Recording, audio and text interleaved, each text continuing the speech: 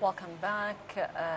Shedding the light on the act of terrorism. This act reminds us every day of its dangerous to any society and how it devastates the younger generation's mind.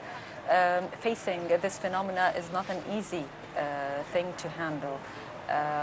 It needs to more absorb the younger generation. They need to be get more involved in the society, in the activities, and to be part of this society. Today we are joined with Mariam Wahid, and she's an assistant lecturer at the Faculty of Economics and Political Science, and we're going to talk about how this phenomena threatens the societies. Hello and welcome to our show. Welcome, how are you? Welcome with us. First of all, I'd like to ask you, from your point of view, how can we counter terrorism, and are we doing the necessary steps for it? Actually, we're confronting this terrorist phenomena or of terrorist attacks, if we can call it a phenomena, since 2013 massively. And especially the past months, we've been countering a lot of incidents, either targeting policemen or checkpoints or of policemen or convoys of Christians, for example, or churches, or even civilians everywhere. Also, so it's there are a lot of steps done by the military and the police officers to counter those militant groups. But also it needs also societal efforts to confront these terrorist attacks, because all over the world it's very hard to counter terrorism using only security forces and using all these strategies and from the country as a whole, but also it needs that we take care of youth going into those groups and becoming parts of those groups, because it's through, for example, websites, and because those are the media where those terrorist messages are sent. Youth are not they are not confronted at the very beginning or know that they are becoming parts of terrorist groups. At the very beginning, it's part of some religious themes and some religious ideas embedded in their minds and indoctrinated in their minds. And then afterwards, they find themselves part of those terrorist organizations, and they are brainwashed through these media. So there are a lot of films, for example, recently displayed in cinema. For example, there was a film about called Detention Letter or something like this. It's kind of portraying a terrorist actor or terrorist individual himself, and how he is becoming part of this movement. So you can do this through media to shed light on terrorist organizations, and also it's very important to take part of children and in schools, for example, and how they become shaped and in a specific matter. Okay, Mrs. Marianne, when the younger generation they are unemployed, and when they don't participate in the political life, and when he cannot find a job easily, and he cannot open own home and get married and have his own children, many such of frustration he faces in his community. So easily he would become an easy prey for these terrorist groups. So how could we help this generation, which of course it's the future of our country, to come back, and we can absorb them one more time to us? It's very important that you're right about linking socio-economic circumstances and how they can be linked to terrorism. But unfortunately, there are lots of studies that are against this point of view. because it's not about that people are poor and linked to terrorist organizations, not necessarily. Some people are rich and from higher socioeconomic status or classes and are also becoming part of those terrorist organizations through fueling or funding those terrorist organizations. And also it's very important that it's not only that those terrorist organizations are in Egypt only, they are also funded by other terrorist organizations around the world that are all It's a network. It's a network. It's kind of a network. So it's important that we shed light on also overcoming poverty and increasing social justice, and because of course injustices can lead to terrorism and can increase the rate of terrorist attacks. But it's not the only factor. So maybe we can focus on this and also focus on trying to limit the injustices in the society, because it's already there. So it's important that we increase social justice through many policies that we can take. Dr. Mariam, do you feel that we should change our religious discourse? Yeah, of course, and Al-Azhar is working on this, on changing religious and renewing this religious discourse, and a lot of sheikhs are also they are trying to renew this discourse, and a lot of them are also by Al-Azhar are penalized for some of their their discourses, because it's against the peace and tolerance in the society, and they are focusing, for example, on confronting cops and calling them that they are non-believers, and those kind of discourses of course increase the terrorist or the not the terrorists, but the becoming as they are the actors that are not in our society. So they are not citizens, they are outsiders. They are not part of our society because they are non-believers. And Egypt was never this case, because we had Jews, we had Christians, we had non-believers maybe. So it's kind of Egyptian people are tolerant by nature. So this is one of the main characteristics of Egyptian personality. So even if somebody is believing, has different beliefs, or doesn't, for example, abide by all the Islamic rulings, it was never the case that they are being hit or dragged or stabbed or anything of this. Dr. Mariam, what are the main points that these terrorists play on their targets when they want to attract them? Is it religion? And of course, any normal person knows that this is away, what they're saying or teaching is away from religion. So what are the weak points they play on their targets? Mainly that, for example, for rich people, that when they pay for those this is religious, and they will go to heaven by engaging in those activities. And for the poor people, maybe they play on giving them money. It's not only that they are changing their beliefs, because some of the poor people, you give them money and tell them you can go put some explosives in a specific place. Not necessarily that it's mainly focusing on changing their beliefs.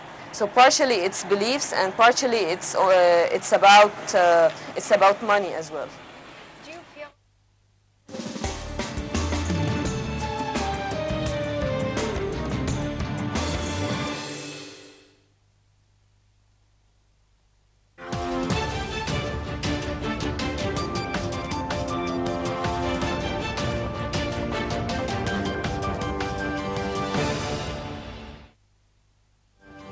It's 2 p.m. here in Cairo, time for the top stories. President Fattah al-Sisi granted on Thursday the Republic Medal of Highest Class to Councillor Mohammed Abdul Hamid Masoud, outgoing head of the State Council, and Councillor Sirri Mohammed Badawi Al-Gammal, outgoing head of Cairo Court of Appeal. The President expressed his appreciation to the two councillors for the efforts exerted to carry out law and justice while in office. El-Sisi also attended the swearing-in of Councillor Ahmed Abdelaziz Ibrahim Abu al-Azm as new head of the State Council. During a meeting with Abu al-Azm after taking the oath of office, the President expressed respect for the State Council's role as one of the main pillars of the Egyptian judiciary.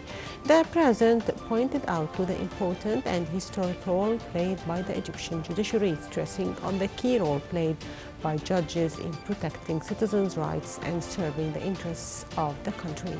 President al-Sisi also reiterated his keenness on inculcating the principles of rule of law based on equality and justice and the independence of judiciary as stipulated in the Constitution.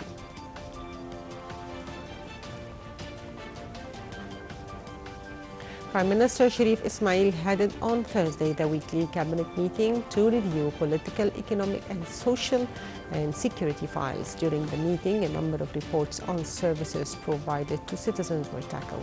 The cabinet also tackled measures taken to provide basic commodities with good prices to citizens. They also discussed means of curbing inflation and removing encroachments as well as reclaiming lands.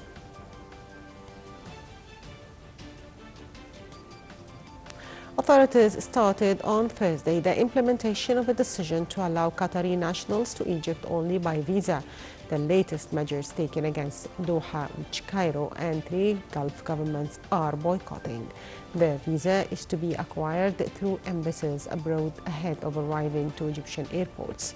The new rule includes exceptions for Qatari nationals with Egyptian mothers, those married to Egyptians and Qataris studying in Egypt. Those will be granted a 3-month tourist visa. Egypt, Saudi Arabia, the United Arab Emirates and Bahrain imposed sanctions on Qatar on the 5th of June, cutting diplomatic and transport ties with Qatar for its support of terrorism.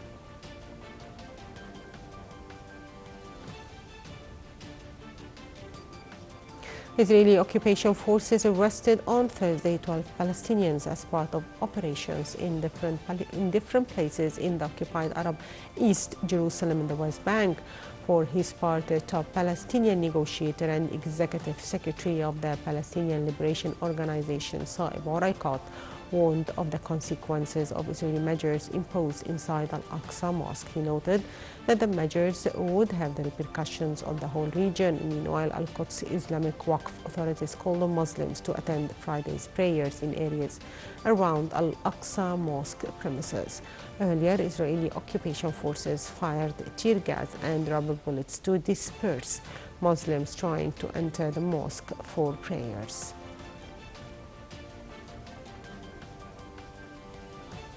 Iraqi forces on Thursday regained control over Imam Gharbi village south of Mosul from the Daesh terrorist group, who had seized it as their defense of their stronghold in the city crumbled.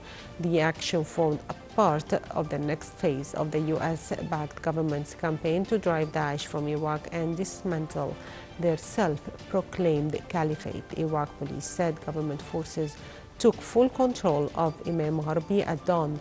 They discovered the bodies of 2 Iraqi journalists who were killed there shortly after militants attacked. Troops were now searching the village for remaining militants. Prime Minister Haider al-Abadi declared victory over Daesh in Mosul on the 10th of July after a 9-month battle, marking the biggest defeat for the hardline group since its lightning sweep through northern Iraq 3 years ago.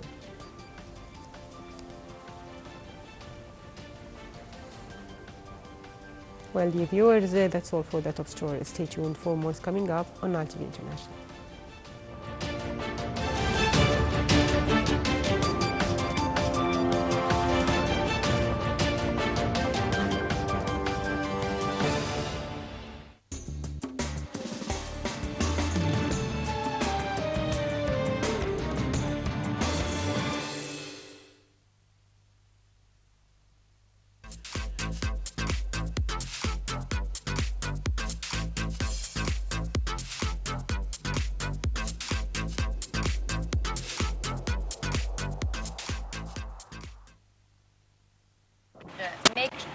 should make sure that in our educational system or curriculum there is either a type of awareness campaign or a type of lessons taught to our youth about terrorism, extremism thoughts, and how to distinguish between the proper religion and its directives and the extremist thoughts.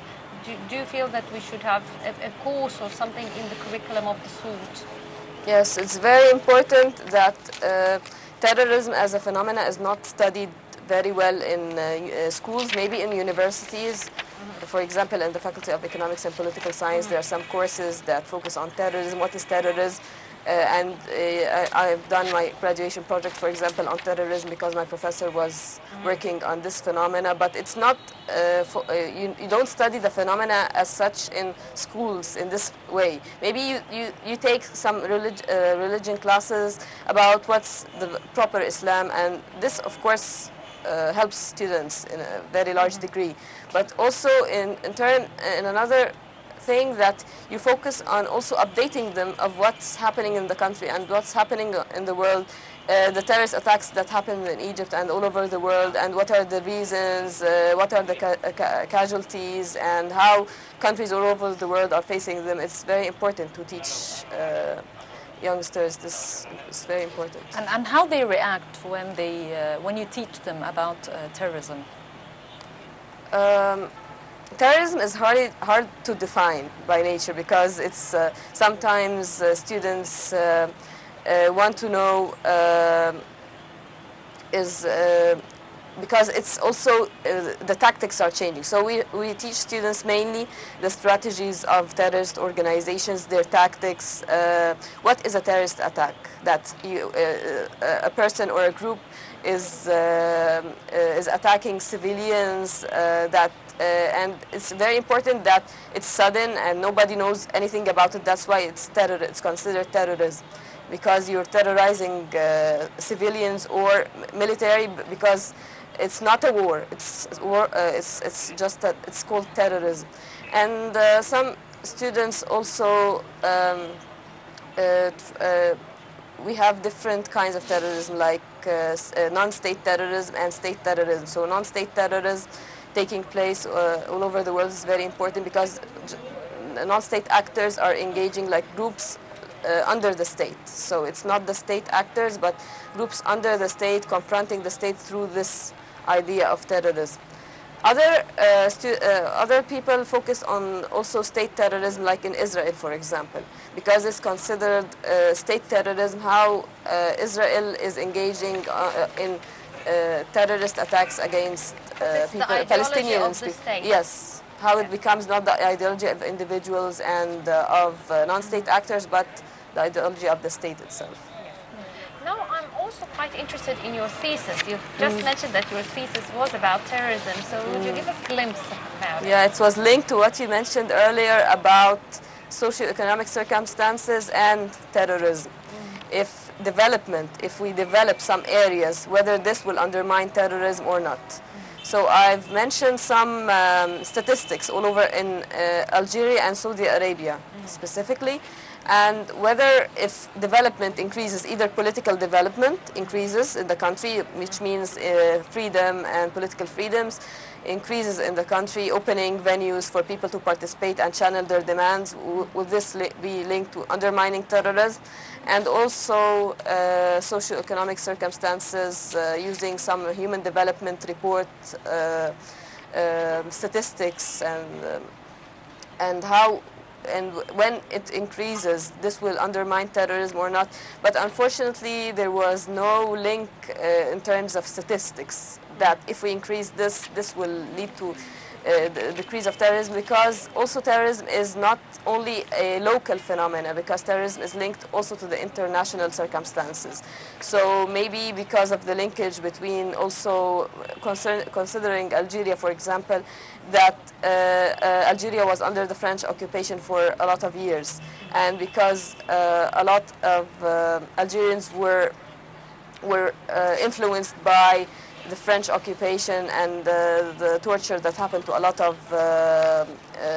Algerians, and putting them in prison. All this experience influenced, shaped the Algerian youth. That's why also we can find a lot of terrorist attacks in France, for example, conducted by Moroccans and Algerians. And so it's not, we can't see a specific, that's why terrorism is hard to discover and understand, because it's linked to a lot of other circumstances all over the world.